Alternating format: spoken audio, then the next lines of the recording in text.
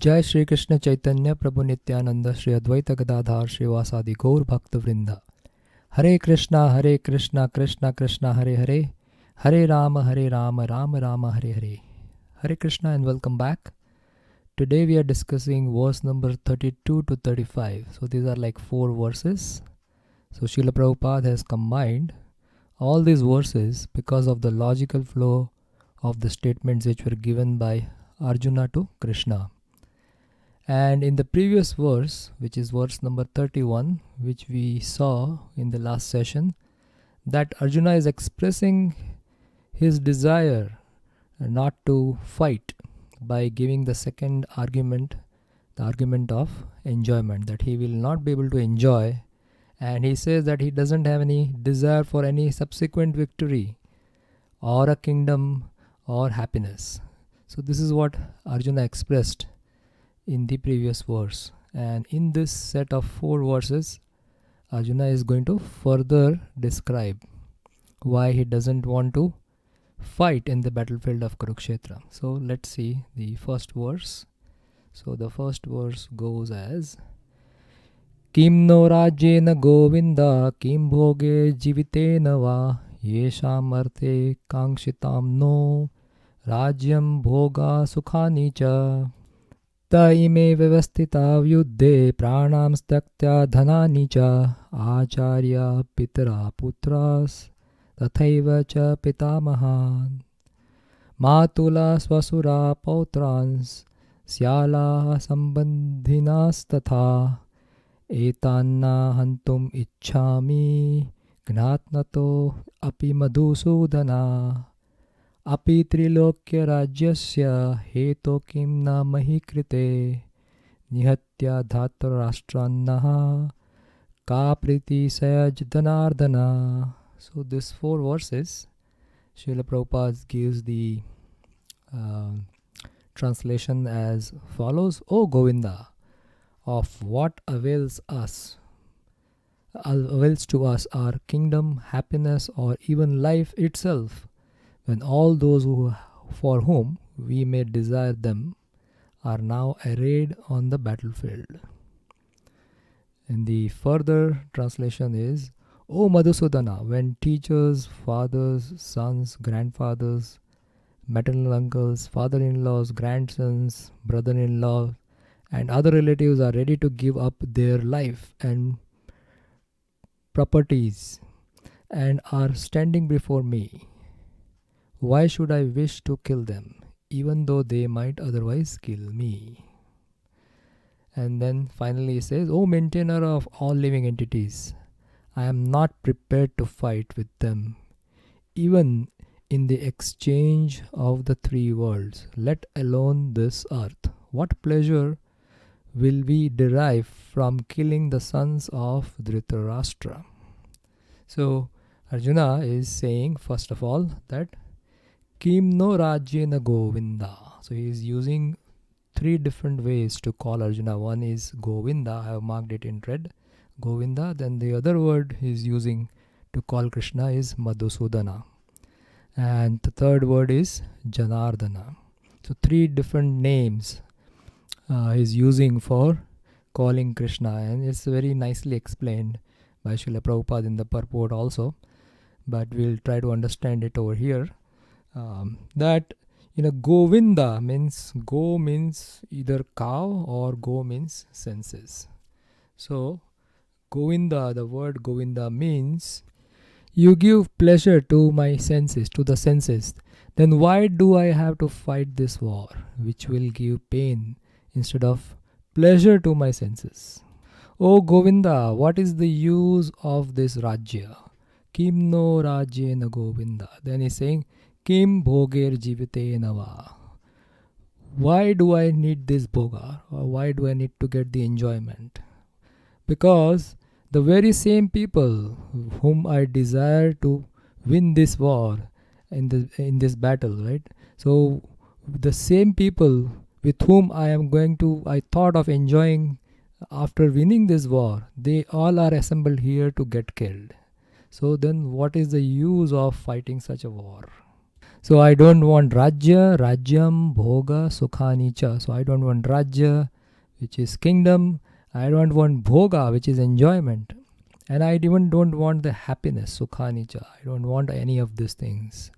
Then he gives the list of people who have gathered here to fight. And this list is very similar to the verses which we have seen earlier.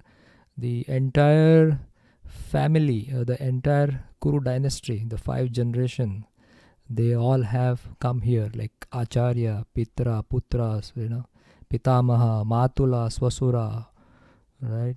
And then here there is an addition, that is Shyalaha. Shyalaha.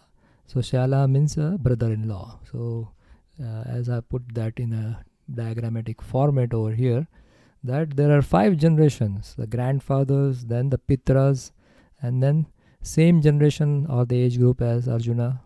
And here in this particular verse, the word Shyalaha or brother-in-law has been added by Arjuna. So who are the Shyalaha? They were Drishtadrumna and Jayadratha. Drishtadrumna was brother of Draupadi, and Jayadratha got married to Duryodhana's sister. And Duryodhana had only one sister, which is Dushala. So Dushala's husband was Jayadratha, and in that way, even Jayadratha was a brother-in-law for Arjuna. And of course, in the previous verse, he mentioned Putran and Pautran. So all of these family members are all gathered here, and they are all ready to fight. But when they fight, they will be killed after this battle. So with whom am I going to enjoy? So that's why he is using the word calling Krishna as Madhusudana. One Sudana means killer of, and Madhu is a demon. So Lord Krishna is one name of Lord Krishna is Madhusudana. He killed the demon named Madhu. So Arjuna, by calling Krishna by the name of demon Madhusudana, is indicating that you killed a demon named Madhu, and that's why your name is Madhusudana. But have you killed your relatives or friend? That's no. The answer is no. But here I have to kill my relatives and my friends who are very dear to me. So when they are killed after this particular battle, then with whom am I going to enjoy? So the people with whom I am going to enjoy, they will be all killed. So he gives a very valid reason. It appears like a very valid reason. But this is all actually in the platform of material understanding. And then Krishna is going to explain in details that this happiness is not in the platform of soul. Arjuna completely forgot his duties. The purpose of this war was to re-establish the dharma, which was destroyed by all these people. And by killing them, it was a duty of a Kshatriya to re-establish dharma, so that people can understand the real purpose of their life. The real purpose of their life is, understanding our position, who we are, and then understand our relationship with Krishna, and then go back to Godhead. So this is if the dharma is there in a kingdom, if the king is dharmic, then he can actually help the citizens of that kingdom to perform dharma and live a life which is abide by dharma. And then at the end of the life, then they can go back to Godhead. So that was Krishna's purpose. So at the end, he is also saying that Api Trilokya, or before that he says that even if they kill me, I am not ready to fight. Right?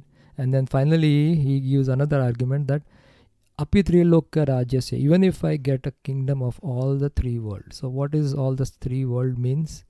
So Arjuna, in this particular thing which Trilokya, the understanding of Trilokya is given in more details in Srimad Bhagavatam.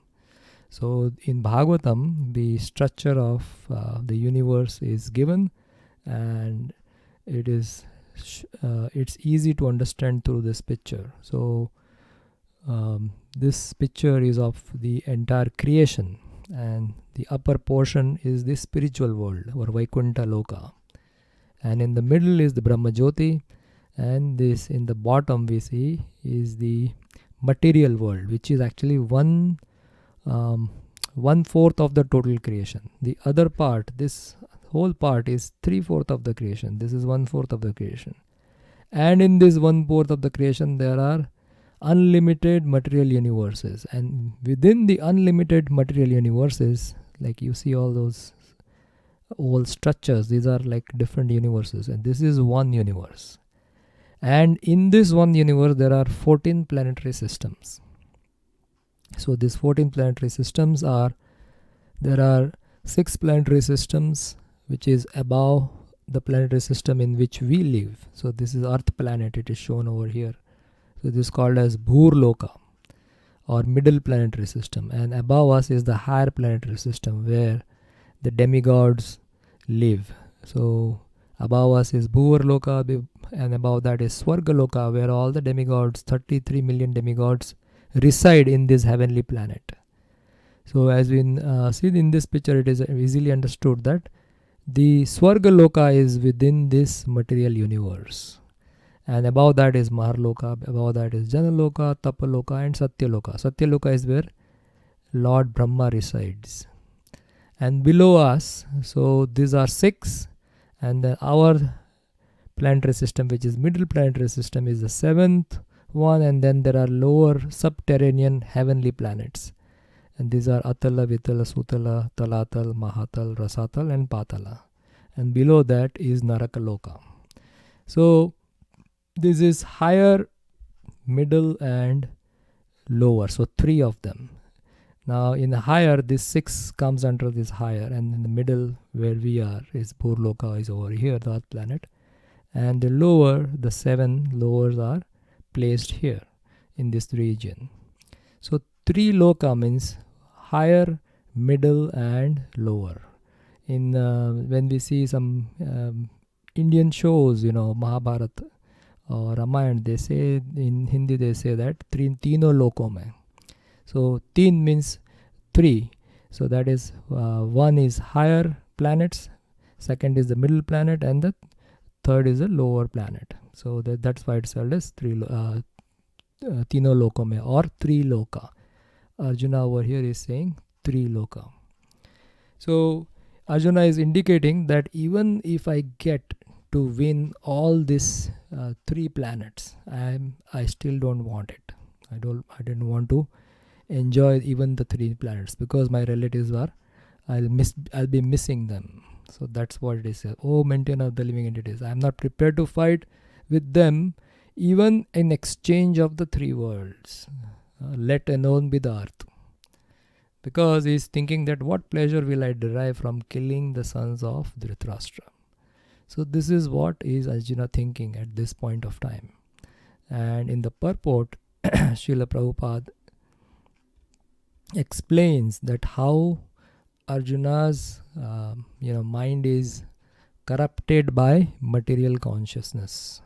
So let's see what Srila Prabhupada has to say. So first, Srila Prabhupada clears that what the meaning of the word Govinda, what does it really mean? So Lord Krishna as Govinda. So here Prabhupada is saying that Arjuna has addressed Lord Krishna as Govinda because Krishna is the object of all pleasures for cows and senses. So Krishna gives pleasure to the senses. That's why he is being called over here as Govinda. And Arjuna is saying that by fighting this war, what kind of pleasure I am going to get, right? So that's why he is asking this question. By using this significant word, Arjuna indicates that Krishna should understand what will satisfy Arjuna's senses. So Arjuna knows about Krishna's position, and Krishna as a Govinda, he satisfies everybody's senses.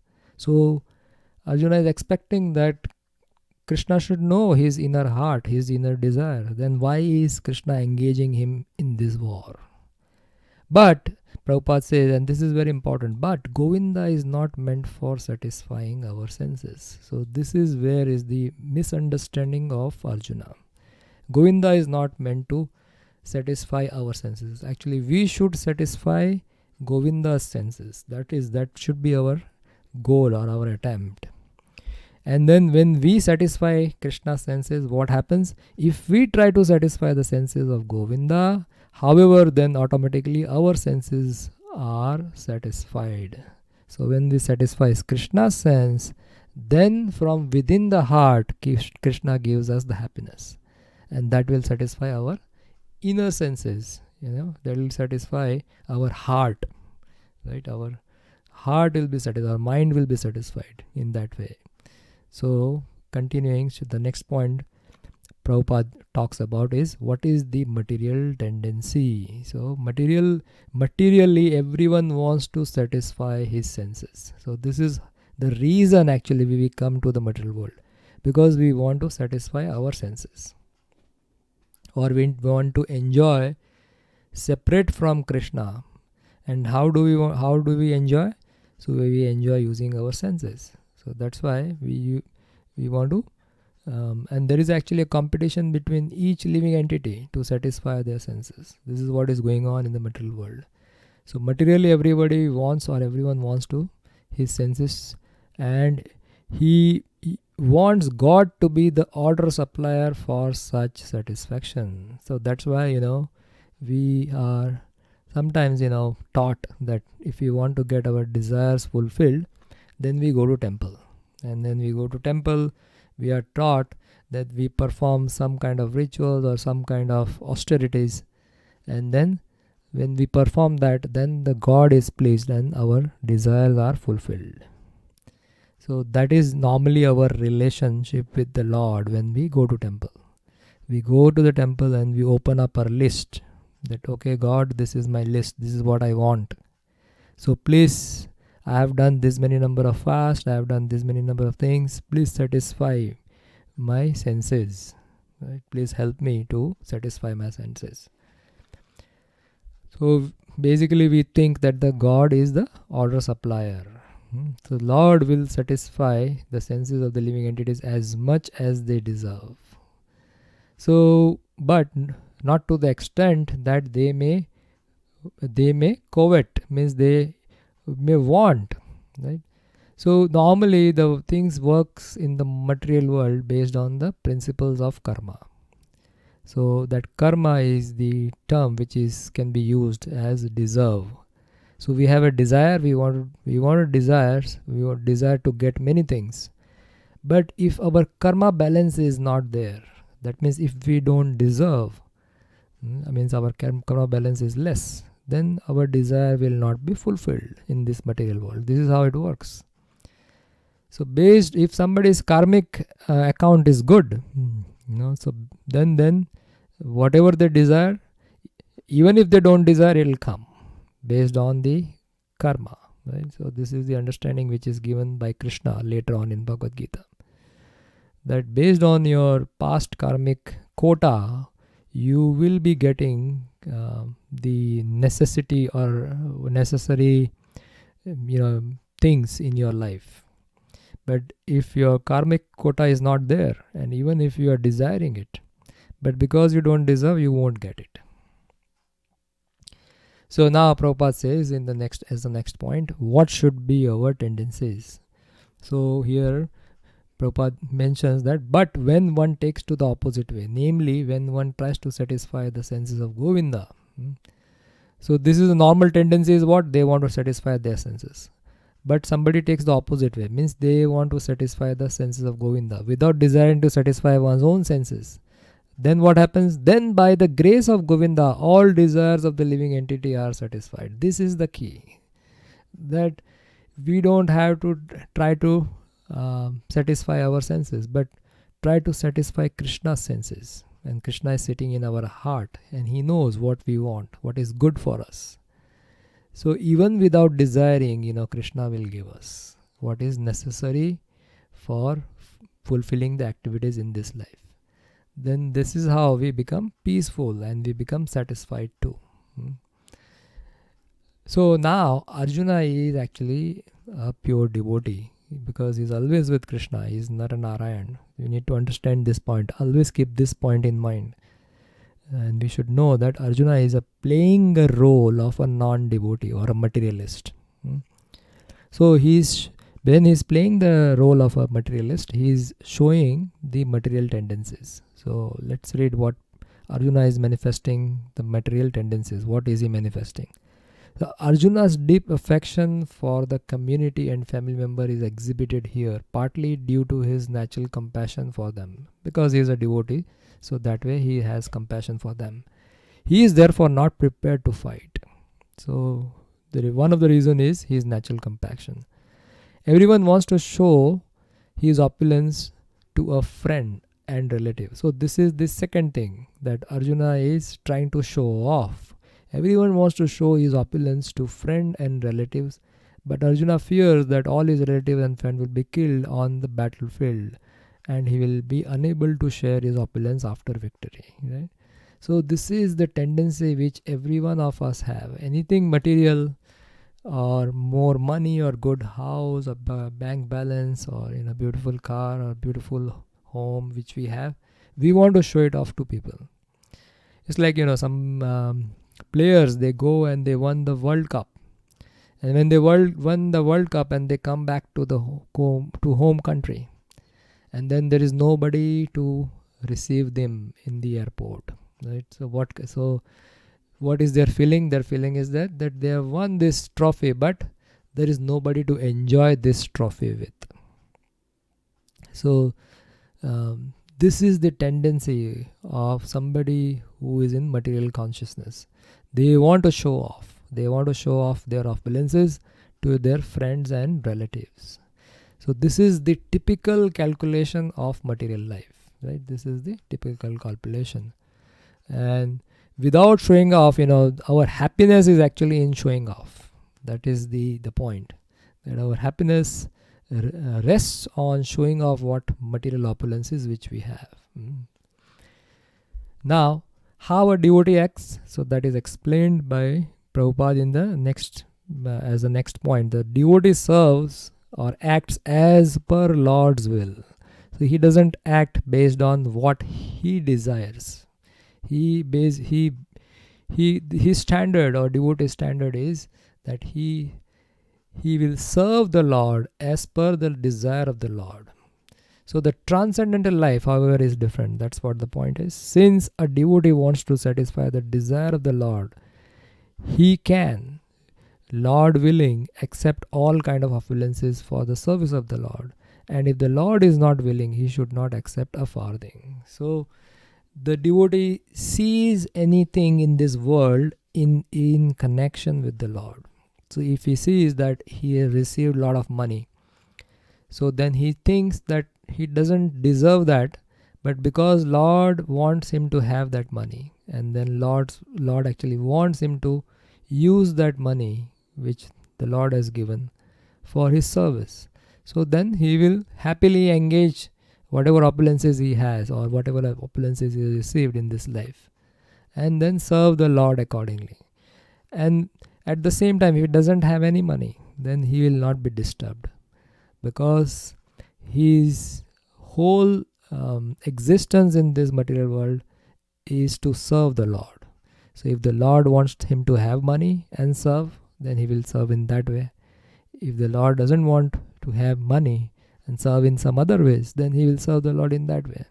So his point of connection is this service, that he wants to serve, and the service is giving that person happiness, not the money or not anything else. So this is the conception of a transcendental life. Right? Now, the Lord has a plan in Bhagavad Gita, in the whole battlefield, whatever is going on, the Lord has a plan. So what was his plan? What is the Lord's plan? Arjuna did not want to kill his relatives, and if there were any need to kill them, he desired that Krishna kill them personally. So this is Prabhupada saying that Arjuna doesn't want to kill, and he wants Lord to take care of that business. At this point, he did not know that Krishna had already killed them before they are coming into the battlefield, and that he was only to become an instrument for Krishna. So this point is actually discussed in the 11th chapter of Bhagavad Gita, where Krishna is revealing his Virat Rupa on the request of Arjuna. And Krishna shows to Arjuna that I have already killed them. So this is also discussed in Srimad Bhagavatam, that when Krishna enters into the battlefield, just by his glance, he kills all the warriors. All the warriors on the Kuru side. So Krishna can, the senses of Krishna can do different things. Like each of the senses can do the activity of the other senses. For example, Krishna can eat with his eyes because he is transcendental, and he can do anything with any other senses. So here the point is that Krishna already killed the warriors, and he wanted Arjuna to be his instrument, but this was not known to Arjuna. Arjuna was unaware of this fact. So this fact is disclosed in the following chapters, which is chapter number 11. As a natural devotee of the Lord, Arjuna did not like to retaliate against his miscreant cousins and brothers, but it was the Lord's plan that they should all be killed. So this was according to Krishna's plan, and Arjuna just had to become the instrument. But at this point of time, Arjuna is behaving like a materialist, where he's only seeing these people who were, though they were miscreants, Arjuna didn't want to kill them, though they have done all kind of atrocities to the Pandavas.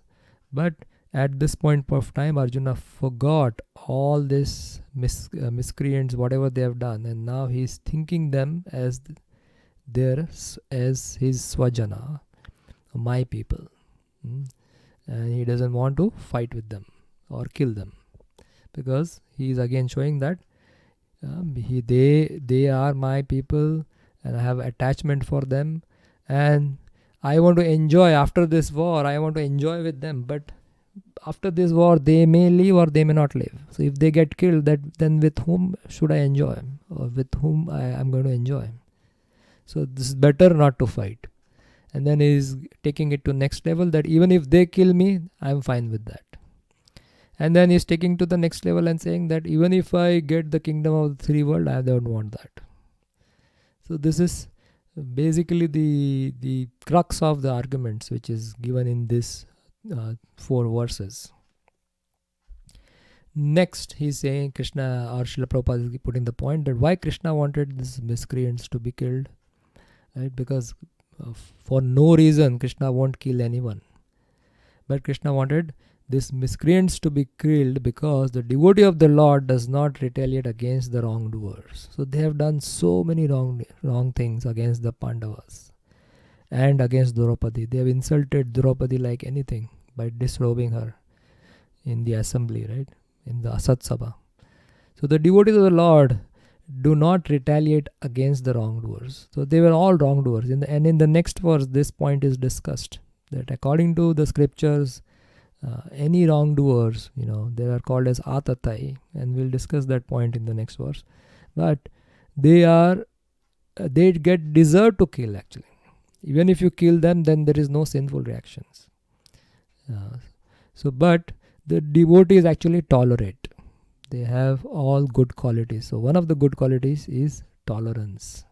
So they do not, devotee of the Lord does not retaliate against the wrongdoer. But the Lord does not tolerate any mischief done to the devotees by the miscreants. So the devotees tolerate, but the Lord doesn't tolerate. Now this is a very, very important point for all of us, because we are living in this world and we are interacting with the devotees all the time. So we have to be very careful about this particular point, that we should not, misbehave with the devotees, because the devotees will forgive us very easily, but the Lord will not forgive us. Lord will punish us in different ways. So the term which is used for this kind of thing is called as aparad. Aparad means you are misbehaving with the devotees, and the Lord is watching us. And when we do commit aparadh, offenses to the devotees, this is considered as one of the biggest thing. It's a biggest negative point in the life of a devotee when they create aparadh. The Lord can excuse a person on his own account. So if somebody insults the Lord, or misbehaves with the Lord, then Lord can forgive. But he excuses no one. Very important. He excuses no one who has done harm to his devotees. And the Kauravas have done 6 kind of aggressions to the Pandavas. So that is the reason actually Lord is so loving for the devotees that he wants to annihilate them. Therefore the Lord was determined to kill the miscreant, although Arjuna wanted to excuse them. So this is the reason. So it's very important for us to understand this point and apply in our life. So something goes wrong in our relationship with devotees in the temple or some different places, So what we should do? We should tolerate. We should always tolerate and forgive anything something has done, some devotees have done to us. We should be ready to forgive and forget, both the things, and that will actually please Krishna. By doing that, that will actually please Krishna. So we have pretty much discussed all the points in this purport, and these points are systematically put very nicely over here in this form of the slide, and you can go and read it over here to understand it, what we have discussed so far. Alright, so we'll continue our discussion on the same topic in the next verse. And thank you so much. Srila Prabhupada ki jai. Srimad Bhagavad Gita ki jai. Gaur Premanande Hari Bol.